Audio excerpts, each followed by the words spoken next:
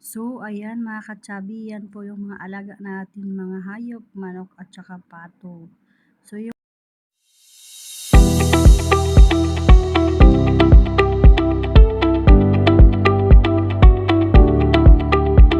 good morning mga katsabi for today's video. Probinsya po tayo, magpakain tayo ng ating alagang hayop. So, ganyan po yung mga ginagawa nila dyan pag umaga mga katsabi bago sila papasok ng paralan. So, may routine yan sila. Ito naman si Rapi magpakain ng hayop. Manok, pato, at saka si daddy naman doon sa mga alaga nating biik.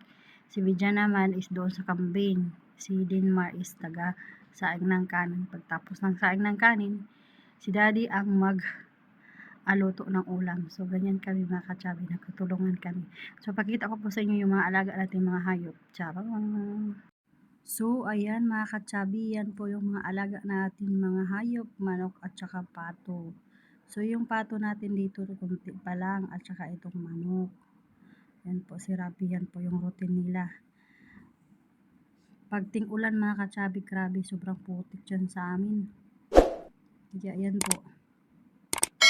O diba sobrang nakaka-repress at saka sobrang nakagaan sa dibdib pag magpakain ka ng mga hayop mo pag ganyan. Diba mga katsabi, nakakagaan ng dibdib, naka-refresh ng stress pag makita mo yung mga alaga mong hayop ganyan karami. Pag magpakain ka ng ganyan na ganyan kadami, ay nako, nakakawala talaga ng stress. Pag lagay mo ng pagkain tapos bigla silang lalapit. So ayun mga katsabi, ganyan pa po siya kasi konti pa lang yung ating mga pato. So ngayon, meron na tayong mga maliliit na daki-daki. Ayan po sila. Marami po yan mga katsabi. Parang tatlo yata yan pisa. Yung mga small daki natin parang sunod-sunod na yan. At saka meron tayong isang manok dito na native. So magpasanay tayo dito na native. Maganda kasi yan pag sa bawin daw. Lagyan ng kapayas. So dito naman po tayo sa biik. Si daddy po yung routine dito mapakain. At saka ito naman yung ating mga biik mga katsabi. Si daddy naman ang yung routine dito tagapakain. O, diba? Ipakita ko po sa inyo. Kain ng ating biik. So ayan, malaki-laki na sila. At saka malaki na din tong gastos natin dito. Ano yan sila? 6 pieces. So ganyan po yung ginawa ko sa sahod ko kasi nga ayaw ko ng soon magkabiik na naman tayo na maliit. Sobrang laki nito mga katsabi kasi pure talaga siya, pure large white ba. Diyan yan sa sa kapitbahay namin. Sobrang laki yung mga niyan. Ang inahin niyan parang baka. Grabe ang laki. So yan po yung mga kapatid na 6 pieces sinisiparate ko kasi mag-aaway sila pag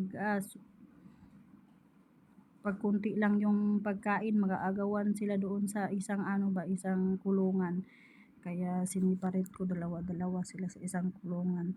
Pero mga katsabi, pag nabinta na ito, pakita ko po sa inyo, yung kulungan natin, pinarenovate ko na yan. So, pakita ko po sa inyo. Soon. Kaya, ayan. O diba mga katsabi, sobrang ganda sa sobrang ganda sa dibdib at saka nakagaan talaga ng nakaka-refresh pag makita mo yung mga alaga mo ganyan nakalaki. O diba, Diyos ko, laki na nila.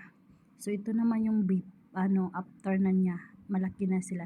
So pakita po sa inyo, yung 12 pieces sila. Hindi pa sila nasiparit sa kanya ng nanay. O ayan sila, o diba?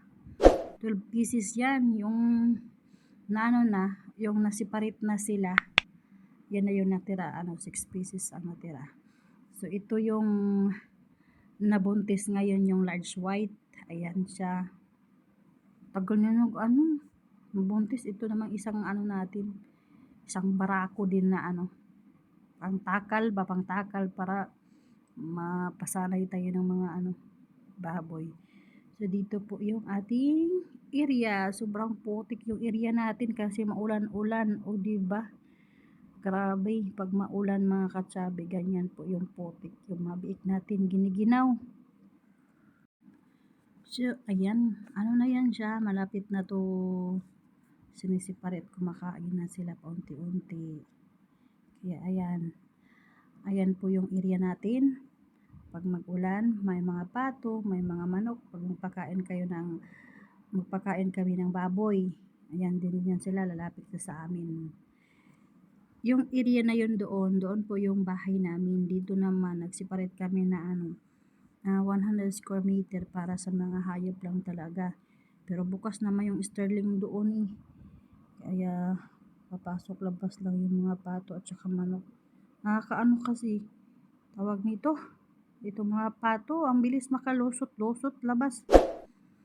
Bisaya, Tagalog tayo dito eh. Kailangan lang talaga pag mag-farm ka, ang ganito, ano ka ng buhay ka ng mga biik at saka yung mga ibang mga hayop. Kailangan taas yung pasensya mo, mahaba yung pasensya mo, kasi pag wala kang pasensya, ay nako. Lalo na pag gutom na yan sila, grabe pag mag-ingay, Diyos ko. Buti nga itong asawa ko, mapasensyoso, pero pag galit yan, sapakin niya yung biik. Pero okay naman siya, nakakasanay din kami.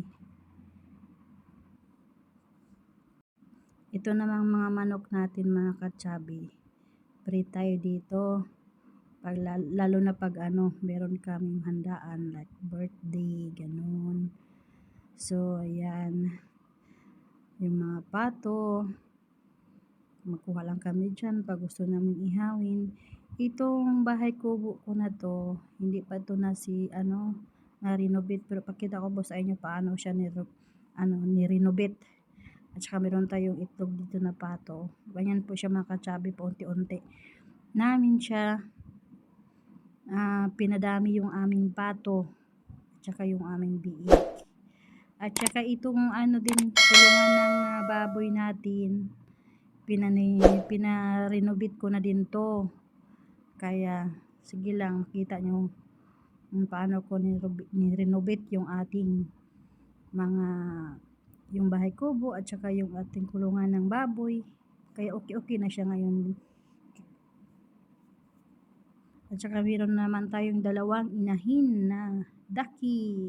So, ayan mga katsabi, yan lang po yung ating vlog for today sa ating probinsya. Thank you for watching and don't forget to subscribe to my YouTube channel. So, ayun mga katsabi, yan lang po yung vlog natin for today. Thank you for watching and don't forget to subscribe to my YouTube channel and bye-bye. See you next vlog.